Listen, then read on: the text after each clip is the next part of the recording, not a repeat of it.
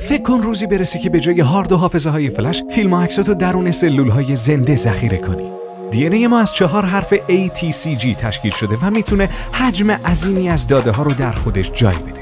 در سال 2017 گروهی از محققان دانشگاه هاروارد با استفاده از سیستم کریسپر-کاس یک انیمیشن کوتاه و چند تصویر ثابت رو به صورت بایت های ژنتیکی توی ژنوم باکتری های ایکویل وارد کردن. هر فریم فیلم به رشته های کوتاه دی ان ای تبدیل شد و این باکتری ها بعداً تونستن با خوندن اون رشته ها فیلم رو دوباره بازآفرینی کنن. نکته شگفت‌انگیز اینه که در هر گرم دی ان ای میشه تا صدها پتابایت داده، یعنی 10 به توان 15 بایت رو ذخیره کرد.